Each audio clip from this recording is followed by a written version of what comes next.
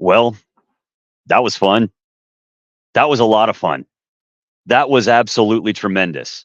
The the upset by Georgia Tech over Florida State, the walk-off field goal in the season opener in Ireland, it does not get better than this. We are so back in the world of college football, and man, it got started off with a bang, and we're here to talk about it here on College Football Smothered and Covered. Thank you for making College Football Smothered and Covered, powered by Locked On, your first listen every day. We are free, available wherever you get your podcast. We're also available on YouTube, part of the Locked On Podcast Network, your team every day. And this show brought to you by Ultimate Head Coach. Hey, Locked On, you need to get involved with Ultimate Head Coach. I want to take you a moment to give you a heads up on this brand new mobile game, Ultimate College Football HC. It's an amazing game and simulation that you get to step into the shoes of a head coach and lead your college football team to glory. Can you imagine being the head coach of Florida State? I'm sure Mike Norvell has some things to say.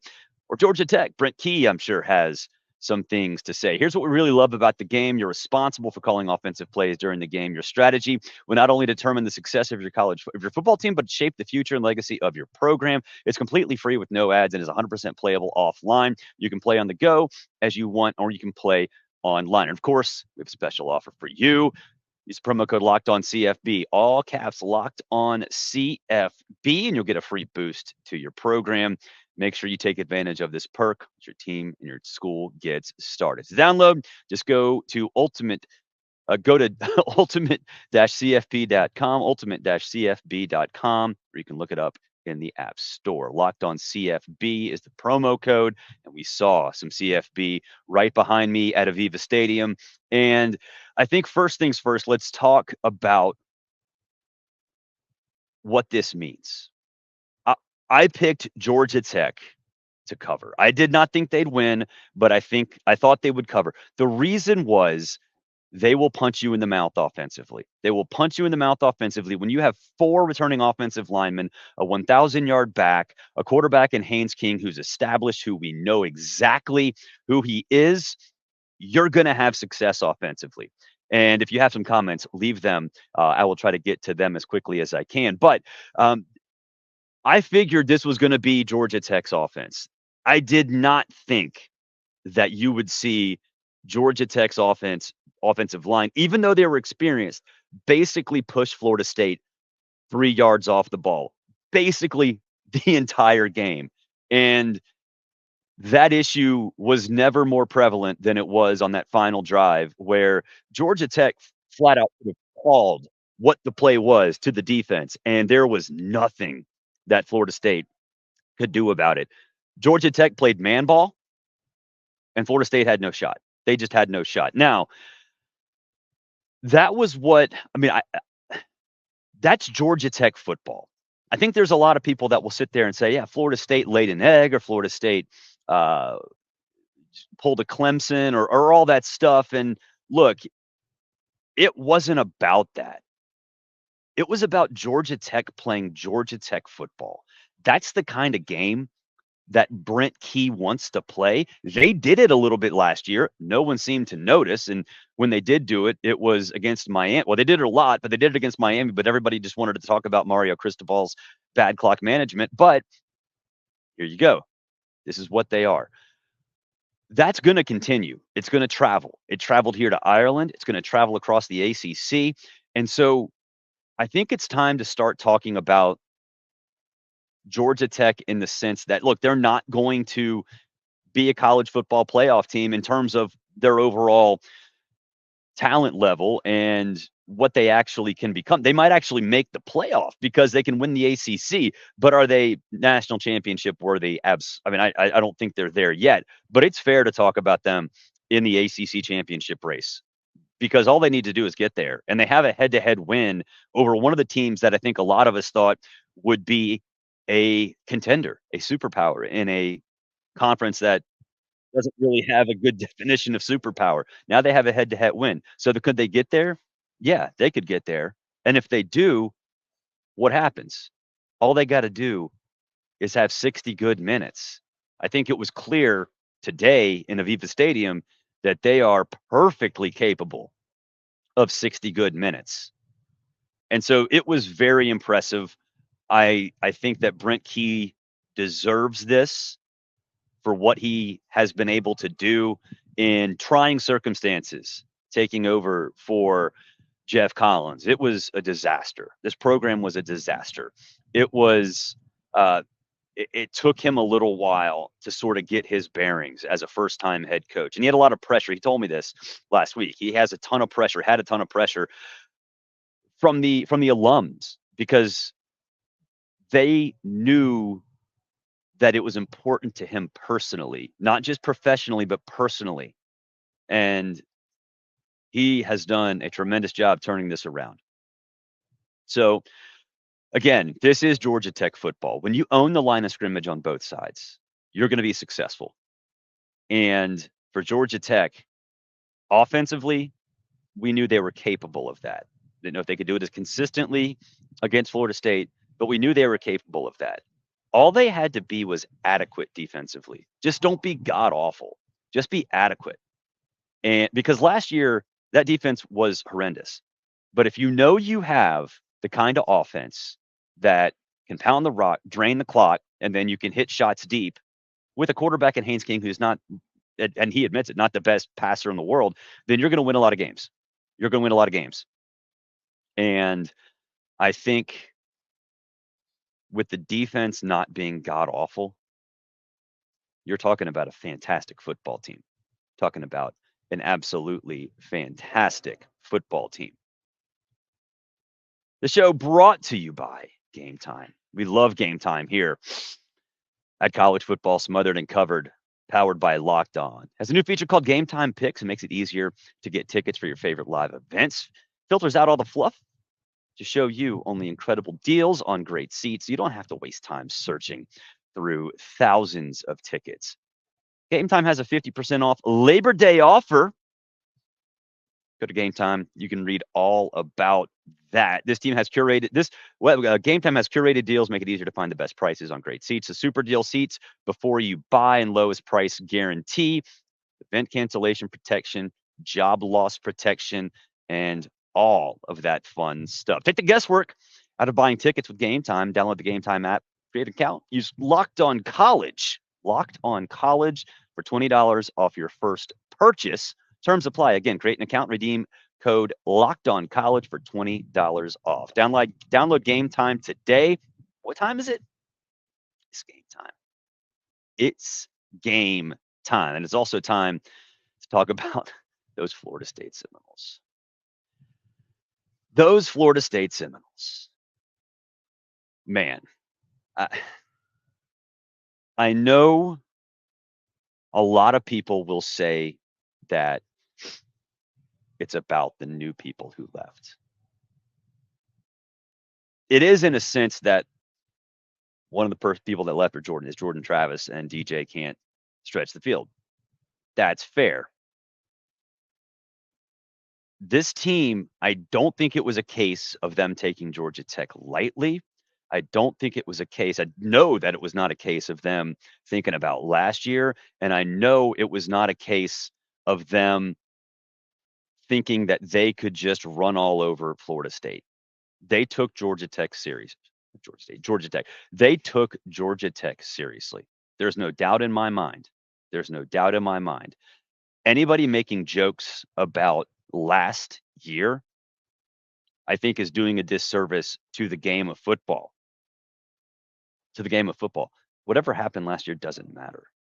What does matter is the fact that I feel like Florida State fans, I should say, were lied to by DJ U, lied to by this staff, lied to by an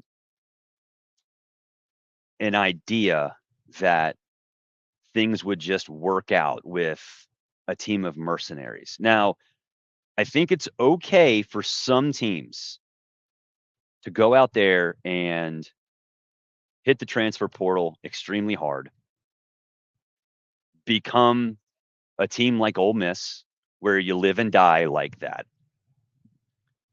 But you have to hit in key areas. And while I was a believer in DJU to an extent, I was a believer in DJU when he topped 400 in 2020 in the COVID year when Trevor Lawrence was out against Notre Dame. I was a believer in him coming into this season when I thought, hey, with an offensive line that's supposed to be fantastic and a receiving core that, while relatively inexperienced, still is well coached, still has talent, hit the transfer portal with a couple of players. I thought DJU would turn things around. But it says an awful lot that Mike Norvell tried to hide his quarterback, essentially the entire game. Now, after halftime, I think they knew they had to take some shots deep. They did take a few shots deep. They ran the football, and in the appropriate time, especially when they reached the 45, 50-yard line, they let DJ sling it. It was either underthrown or thrown out of bounds. And that was their worst fear. And it came true. And I think moving forward, they're not going to make a quarterback change, but they're going to have to find a way to be more diverse in the running game and give DJ even more room. They also have to find a way to fix the glitch on the offensive line, and there is one. But what do we always say? A team improves most from game 1 to game 2. We'll see if Mike Norvell can do that. Judging from what I saw in this game, I don't think he can. What it was pretty embarrassing that every single play, it felt like there were 2 or 3 Yellow Jackets in the backfield. That's not supposed to happen. That was never supposed to happen. That was supposed to be one of Florida State's strengths. And I think now, if you have a head-to-head loss to a Georgia Tech team that I think can contend for the ACC title, it's going to be tough. The margin for error is 0. I think, though, with DJ, when Georgia Tech realized that he was not going to be a threat, they just absolutely locked down on the running backs. Roydell Williams and Lawrence Toafili are supposed to be effective, good, solid, consistent running backs. After the second quarter, Georgia Tech basically said, what the hell? We're not going to even worry about DJ because Norvell's hiding him. We're going to stack up against the run. And, I mean, these numbers, Roydell Williams, 12 attempts for 38 yards. Lawrence Toafili, 8 attempts for 32 yards. They had 31 carries.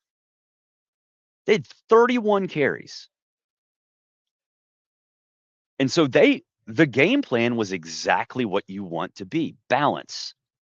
31 carries, DJU, and 27 passes. It all was supposed to work out. And it didn't. And moving forward, I just don't know. I don't know what Florida State can do. If you get pushed around on the line of scrimmage when you're supposed to be at your healthiest in game 1, you're not going to be successful.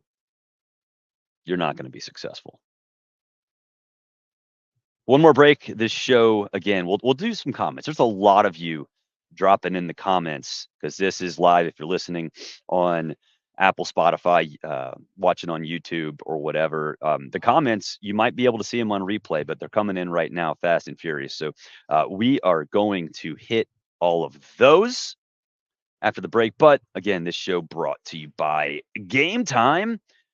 You get a panoramic view of your seat before you buy them. You get the lowest price guarantee on Gametime. They'll credit you 110% of the difference.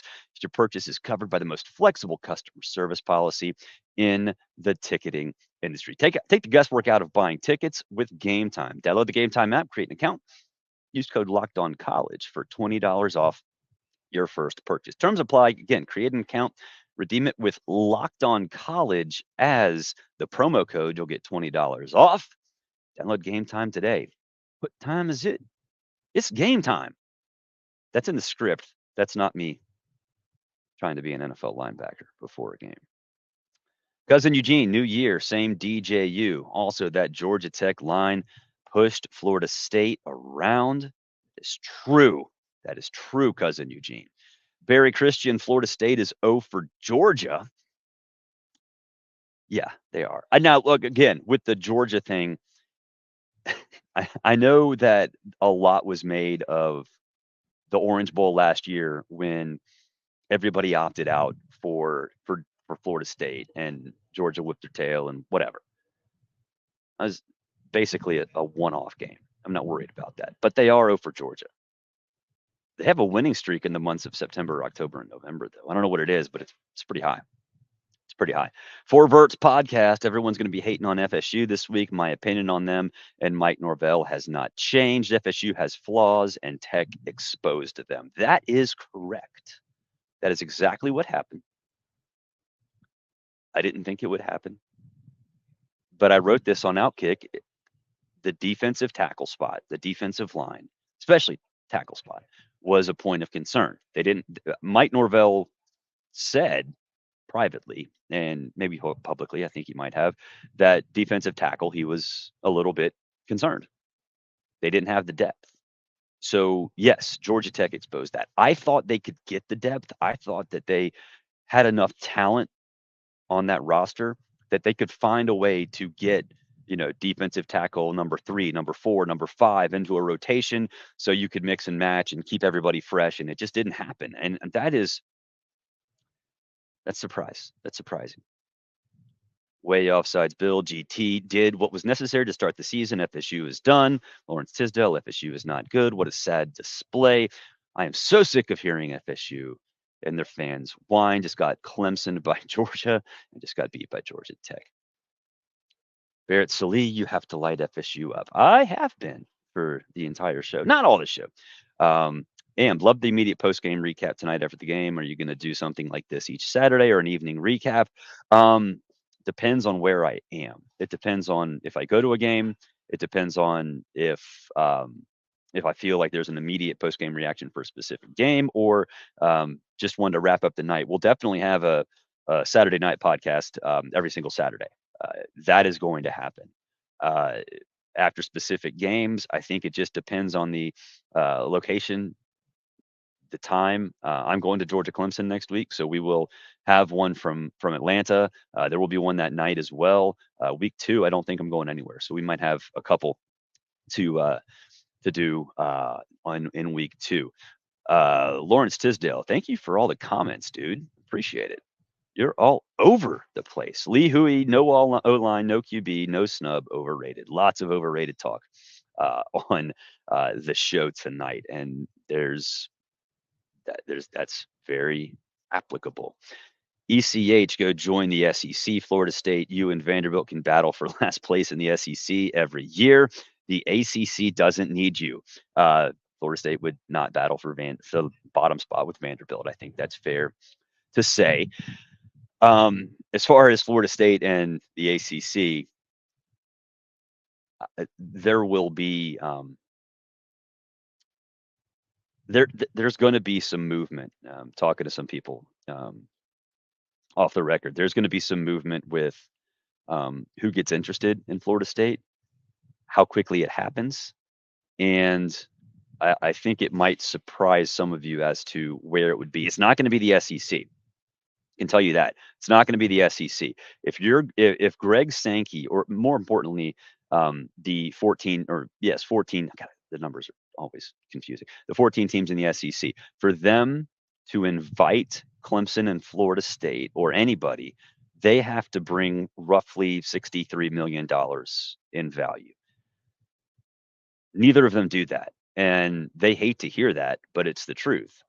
Florida State is not what it was in the Bowden era in terms of visibility. Clemson is not what it was, end of the 2010s. Although even then, I don't think Clemson had enough juice to be worth $65, $70 million. So SEC is not going to take them. There's no need to. Randy Mobley, DJU is Joe Milton 2.0, big body, big arm, but not special at all. A step slow and inaccurate. Joe Milton 2.0 is fair-ish, but anybody who watched Joe Milton at Michigan or when he first won the job at Tennessee knew that he didn't have curveball. I think a lot of people got tricked by Joe Milton in that Orange Bowl 2 years ago. I don't know why people got tricked, honestly. I really don't. All we heard for the past 10 months, Lawrence says, all we heard for the last 10 months is how FSU is elite, barely beat a bad Louisville team in the worst game of the year in the ACC championship game, got Clemson by UGA, and now a 12-point favorite FSU, got physically dominated by Georgia Tech. They did get physically dominated. I don't see why anybody would have picked Florida State to cover. I never understood that. Yes, they were a double-digit favorite. I thought that Georgia Tech would have the ball late with a chance to win or tie. Turns out they had a chance to win, and they did it. And look, I'm going to the pub here. There's a couple pubs right outside. I'm going to walk back, and I guarantee you there are Georgia Tech fans all over the place. In fact, when I went out after I did a SiriusXM hit to the outside concourse, you could hear them across the way drinking themselves crazy. So it should be a lot of fun. Bobby Meyer, enjoying everything you're doing, Barrett. A very happy Tech alum. Congratulations, Bobby. I'm sure you are happy because that was fun. That was fun. Here's a final look at the stats. In case you want to take a look. Tackles for loss. Can you believe Georgia Tech had 7 tackles for loss? A Georgia Tech defense that was flat out awful last year. Tackle for loss at 7. And look at that final drive. I want you to look at that final drive. It is a masterpiece. 12 plays, 49 yards, 6 minutes and 33 seconds. And every single person in Aviva Stadium behind me knew exactly what Georgia Tech was doing. And like I said, start of the show, Georgia Tech could have stood up. They could have looked across the line of scrimmage, and they could have told Florida State to play. They could have yelled out the play, and there was nothing Florida State could do about it. Absolutely nothing. It's pretty amazing that in the fourth quarter, a team that is supposedly loaded with superstars just still couldn't get things going. It's pretty embarrassing. And you got to be happy for the Georgia Tech faithful. Before we hang up, Bobby Meyer also our Braves to get us a win tonight against the Nats, and it's a perfect day. I still don't know how the Braves have won 7 of the last 10 with a skeleton lineup, but man, God bless them. I wish I could watch them over here, but I can't stay up until 2 p.m. or whatever it is, or 2 a.m. to watch them. But it's been pretty amazing. I don't know how they've done it. I don't know how these birds are ever going to leave too. They have been nonstop since everybody left. They are feasting on leftovers, which is Michael Felder, my former colleague in the bleachers, his worst nightmare. Okay, we'll wrap this up now. It'll be on YouTube. I'll upload the full thing here in a bit, and it'll be on Apple and Spotify here shortly thereafter. Appreciate you guys checking it out. Gonna have a day in Dublin tomorrow. Headed back on Monday morning. SiriusXM show does pop up at 9 a.m. Eastern time tomorrow. That is 2 o'clock my time. So I'm going to try to play some golf tomorrow. If I don't play some golf, I'm going to try to do something touristy. Maybe go check out the cliffs that are right around here. So 2 o'clock Dublin time, 9 a.m. Eastern time, College Sports Sunday. Myself and Tom Luganville, we are back. And we're going to be better than ever or worse than ever. I don't know. We're going to be stupid because that's what we do. Hey, Locked On College Football, make it your second listen. I know I need to be your first. College Football Smothered and Covered needs to be your first. But Locked On College Football should be your second. From NIL deals to never-ending conference realignment rulers, rumors, Spencer McLaughlin gets you ready for an exciting season on the gridiron. You can find the link, Locked On College Football, in the description below. You don't need to search. It's part of the Locked On Network. Your team every day. From Ireland, signing off. Enjoy your Saturday, Sunday, Sirius XM, Monday, flying back. Have some fun, drink some beers. Lord knows I will be here shortly. Have a good one.